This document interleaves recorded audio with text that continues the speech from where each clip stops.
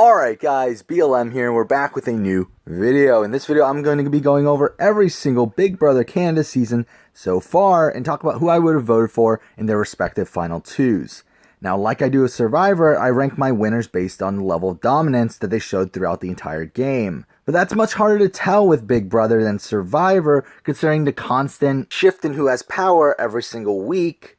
And even more difficult with Big Brother Canada, where there's so many twists involved. Now, obviously, just because I did not vote for someone who did end up winning doesn't mean that I don't think they deserve to win. If someone got the votes, they technically deserve to win. I'm just giving my opinion based on the game that they played and also what I saw in the feeds. Also, obviously, I wasn't there, so my opinion could change if I was there. But this is just an exercise to see who I would vote for based on my philosophy on the game. So, I am recording this during the airing of Big Brother Canada 7. So that season will obviously not be included in this video, but I will discuss this topic when I do my review of that season after that season's done airing. So obviously there's going to be spoilers for every single one of these seasons, so again, don't watch this video if you don't want to get spoiled. But with that out of the way, let's get started. Now we're starting with BB Can 1 with Jillian versus Gary. Now this is a pretty easy one for me.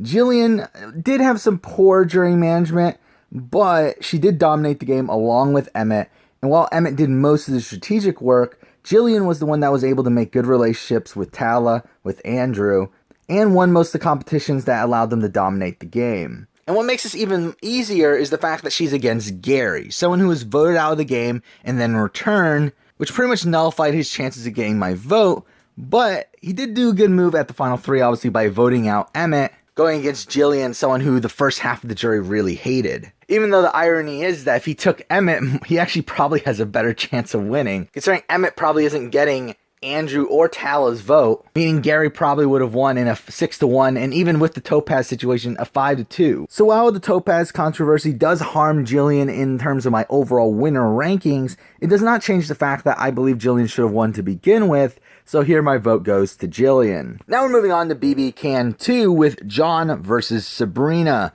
And this is another pretty easy one for me, which will be a common trend here of Big Brother Canada. I do feel like John played a really strong, balanced game where he excelled socially and physically. I mean, he was able to integrate himself with the majority at the beginning of the game. And while he was starting to get a bit targeted right before Canada's HOH, he won the veto that week anyway. And him and his allies continued to control the game until the final four, where he did lose control, but he ended up winning his way to the end from there. Sabrina did have a bit more influence than John at the beginning of the game, being part of the first five and also having influence over the women's side of the house, but she was never respected throughout the entire season, and once the first five lost control at the final 11, she instantly became a goat that was just taken to the end, because everyone knew that they could beat her. And she did very little to better her chances at winning, so here my vote easily goes to John. Now we're moving on to Big Brother Canada 3, with Sarah versus Godfrey. And to be honest, this one is slightly closer, as I do feel like both options really benefited from twists. We got Sarah, who I consider one of the luckiest winners in the history of Big Brother, where she actively made the wrong move over and over and over again, but it either naturally corrected itself or was corrected by a twist that benefited an ally of hers that led to it benefiting her. For example, we got Cindy returning to the game at the final 12, which one, gave her numbers to get rid of JP, also gave her a 1-week buffer, as Cindy was always going to be a target in front of her, and also gave her information from the pre-jury, along with the guaranteed ally in Cindy because of that.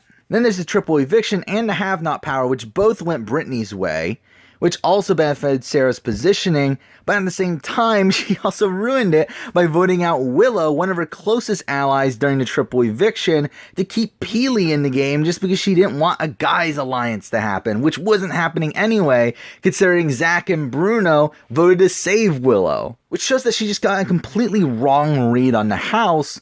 And from that point on, she had to win out along with Brittany that allowed her to get to the final three, where Godfrey eventually takes her to the final two. Now, I did say a lot of negatives there, but at the same time, Sarah did have a really good social game, and was at least socially aware of her own position within the game. But she was never really able to do anything with it until the final three, unless some sort of competition or twist was involved. And then we move on to Godfrey, who played a really strong game, but not a really dominant game. He was never in control of what was going on in the game, but he positioned himself so well especially for a lot of the end game. But at the same time, he did really benefit from Cindy returning. That again, as well with Sarah, gave him a 1-week buffer. And obviously saved him against JP, though it could be argued that without Cindy returning, Zach would have backdoored Bruno, meaning that Godfrey would have been safe that week anyway. Godfrey was also saved by Brittany's power that took him off the block, but then again, he was never going home in that situation anyway. Now, he does make a massive flaw by voting out Ashley at the final 3, as he would have won against her in a 5-4 vote. But at the end of the day, I do think his social maneuvering throughout the endgame is more impressive to me than what Sarah did, so my vote goes to Godfrey. Now we're moving on to BB Can 4 with Nick and Phil versus Kelsey. This is a really easy one for me as well, but they both did play really flawed games, and to be honest, I probably would have voted for almost anyone else in the season outside of these two. But these are two that were there. Pax Bros are really tough to rank because they were well positioned at the very beginning of the game, being part of that mighty middle. But they sided with Tim and Cassandra, who lost control during the Dallas vote, and that was only corrected due to the fact that the fake double eviction twist happened and Mitch was booted directly afterwards. Then they became massive targets during the end game, only for them to go on a comp run along with Kelsey to get them to the end. And obviously there's that terrible double eviction for them, where they get tricked by Cassandra and then be asked to be put on the block, which luckily for them is against the rules. But then we got Kelsey, who was voted out and came back. Which is a shame because I do think Kelsey had more control at certain points of the game than the Pax Bros did. But like the Pax Bros, she did lose control and had to win comps to get to the end. And also the fact that she was just voted out pre-jury, there's no way I could vote for her. So easily my vote goes to the Pax Bros. Alright, now we're moving on to BB Can 5 with Kevin versus Karen. Now I feel like this is kind of tough just because I feel like they both played completely different games. We got Kevin, who I think played pretty well for the first half of the game. While he's never been the greatest socially, he was well positioned where he was the second in command to Bruno and also had Netta as a meat shield. But once Netta went into double eviction, he completely loses control of the game, and this leads to him having to win out, being immune from the final 9 on and winning the last 6 out of the 7 competitions that he competes in. And while this is a massive flaw in his game, Kevin essentially broke the game. A video that he made before the season details his studying practices for the comps, which led to him never being opposed in any mental competition. And since BB Can hasn't changed their competition styles, having a lot of mental competitions towards the end game, this is a strategy that is repeatable, so I don't take away as much from his game as I normally would for a comp run. Karen never played a dominant game throughout the season, but she did have good relationships that carried her towards the end game. But the problem is that she was always looked at as a GOAT and was pretty much dragged to the end. My biggest problem with her game is the fact that she pretty much gives up her game for Damika. And when she votes out Dylan, who was the only person that was going to take her to the final 2, and the only person she would have known that she could have beaten, just despite Kevin, it does really harpen my view of her game. Now, it did come out after the season that she does possibly beat Ika as well.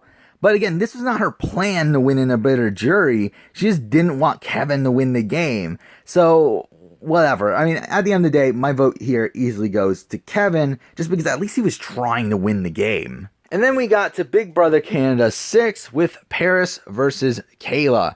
And this one is probably the toughest one out of the entire bunch, where I feel like they both played pretty good games, though slightly flawed. Paris played a good game at the beginning of the season where she was able to be pretty much the middle of the entire house, having an alliance with Derek, Kaela, and Jesse, while also having an alliance with Will and Maddie, while also having good relationships with many of the other people around the house like Erica, Ryan, Johnny, Olivia, Veronica, just so many other people. Now, she did lose control during the Hamza HOH, but was able to get through to the triple eviction without ever being targeted. But this is where one of my biggest flaws of her game comes in the fact that she votes out Allie over Kaela. This is something I really hated at the time. I thought it was a massive mistake at the time, and to be honest, I still do, but it did end up working out for her. Though it did require her to win the final 2 HOHs of the season, which she was more unlikely to do against Derek and Kaela than she was against Allie and Olivia. Now, Kaela also played a pretty good game at the very beginning, but never had the amount of relationships as Paris, but did have numerous alliances, only for her to lose control at the Marin vote. And from that point on, Derek and Kaela pretty much won out to the final 3. Now, she was also really benefited by the fact that the Canada save twist happened, which allowed her to get rid of Erica, which ironically happened because Canada was trying to harm Kayla's game, but instead it greatly benefited it. She was also in danger at the final 8 and did some good work to get Paris, Maddie, and Will to vote for her. But her campaigning wasn't really the main reason she stayed. The vote was flipping back and forth throughout the entire week. And the straw that broke the camel's back was Allie's poor gameplay, where she wouldn't commit to Paris that she wasn't going to come after her. But from this point on, Kaela essentially has an immunity run until the very end, winning a lot of HOHs and vetoes, including the last 3 vetoes of the season. And at the very end of the season, Paris did take her over Derek, but then again, that was kind of the obvious jury choice, considering Kaela had really terrible jury management, while Derek could have possibly beaten Paris at the end. Now, while I do think Paris made more strategic mistakes throughout the game, I also feel like she was in a position to make more of those strategic mistakes throughout the game, as she was the one having some influence on the vote, while Derek and Kaela were kind of forced to win competitions to get to the end. My vote here goes to Paris. So there you go, that is every season of Big Brother Canada, and who I would have voted for at the very end. I've already done a similar video to this for Survivor, and I will probably do one for Big Brother US, probably closer to the round time of Big Brother 21. But for now, that's the video. So yeah, thank you for watching.